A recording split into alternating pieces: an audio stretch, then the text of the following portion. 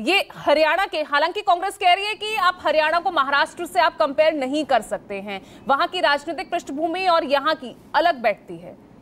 लेकिन वाकई आपको लग रहा है कि इसका असर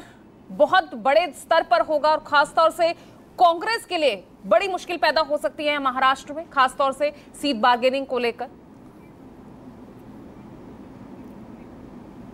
देखिए, ये साधारण सी और बहुत स्वाभाविक सी बात है पूजा, कि जब आप किसी भी खेल में, किसी भी चुनाव में, पहले चरण का चुनाव या खेल जीतते हैं, आप क्वार्टर फाइनल से सेमीफाइनल में पहुंचते हैं, तो आपको एक उत्साह, एक मनोवैज्ञानिक बढ़त आपको रहती है। हरियाणा के चुनाव तब हुए हैं जब लोकसभा चुनाव में भारतीय जनता पार्टी की सीटें कम हुई, सरकार बनी है, सीटें कम हुई हैं। राष्ट्रीय स्तर पर इंडिया गठबंधन जो चुनाव के पहले कुछ नहीं दिखाई दे रहा था, आप ठीक ही कहा कि 99 सीट जीतने के बाद भी कांग्रेस का जिस तरह से मनोबल बढ़ा था, और पहली ही टक्कर में एकदम विपरीत परिस्थितियों में, जिसमें कहीं से कोई एक आदमी, भारतीय जनता पार्टी का नेता, कार्यकर्ता, संगठन के लोग कह रहे हो कि उनकी सरकार आएगी, वो अलग बात है, लेकिन जो लोग बीजेपी से नहीं जुड़े थे, ऐसे लोग भी जो बीजेपी से भी जुड़े थे, वो मान रहे थे कि हरियाणा का चुनाव बहुत टफ चुनाव है, और वहां से चुनाव अगर इस तरीके से तीसरी बार ऐतिहासिक तौर पर बीजेपी जीतती है तो महाराष्ट्र में उसका कॉन्फिडेंस लेवल निश्चित ऊपर होगा। और दूसरा इसका साइड इफेक्ट ये होगा कि कांग्रेस पार्टी महाराष्ट्र में, उसका स्ट्राइक रेट लोकसभा में सबसे ज्यादा है,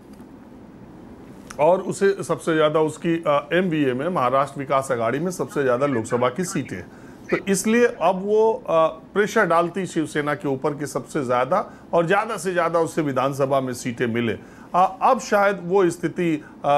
शिवसेना अब बातचीत की टेबल पर शिवसेना ये कह सकती है। इसीलिए आप देखिए, रिएक्शन के लिए सबसे पहले प्रियंका चतुर्वेदी शिवसेना की आई चुनाव परिणाम पे महाराष्ट्र की तरफ से, और उन्होंने कहा कि कांग्रेस अकेले बीजेपी से नहीं लड़ पा रही है। तो अब जो है महाराष्ट्र विकास अघाड़ी में टिकटों के बंटवारे को लेके खींचतान होगी। ये बात सही है कि हरियाणा की बात और अलग अलग राज्यों के अलग अलग तरीके के समीकरण है। हरियाणा का समीकरण अलग है, महाराष्ट्र का अलग है, उत्तर प्रदेश का अलग है। उत्तर प्रदेश के 10 विधानसभा सीटों पर भी उपचुनाव होना। मैं एक बात ये कहना चाह रहा हूँ, नतीजों के बाद ये कांग्रेस पार्टी या जो हारने वाली पार्टियाँ जब ईवीएम की बात करती है, तो वो बहुत सारी बातों को, मुझे नहीं लगता सब वरिष्ठ लोग हैं और इतने बड़ी पार्टी है, लेकिन आप देखिए आपके वोट परसेंटेज में कितनी बढ़ोतरी हुई है, आपकी सीटों में बढ़ोतरी हुई है। आप 6 सीटें बढ़ाने में कामयाब हुए, बीजेपी 8 सीटें, सिंपल अगर आप देखें। और दूसरे, आपका और भारतीय जनता पार्टी का, कांग्रेस और भाजपा का हरियाणा में कितनी जबरदस्त टक्कर थी, इसको इस बात से भी आप देख सकते हैं कि 39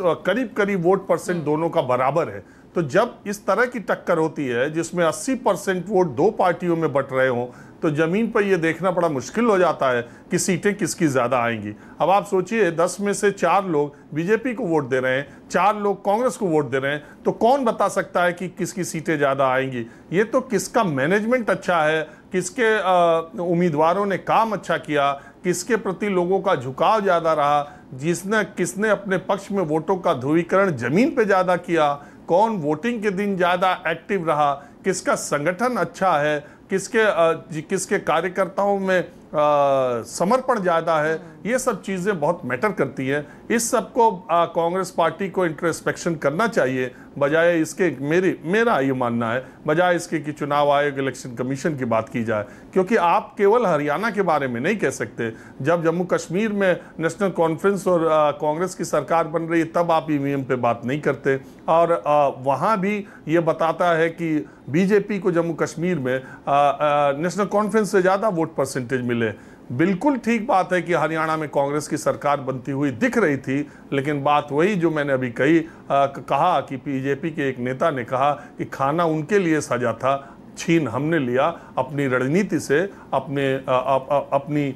स्ट्रेटजी से और माइक्रो मैनेजमेंट से। और दूसरी बात यह है कि इसका असर महाराष्ट्र पर बिल्कुल पड़ना तय है, क्योंकि हरियाणा और महाराष्ट्र के चुनाव तो पिछले 3 बार से एक साथ हो रहे थे। इस बार अलग अलग इसीलिए हुए कि पहले हरियाणा का नतीजा आ जाए, तो फिर उसके बाद महाराष्ट्र में अगला रण सजेगा।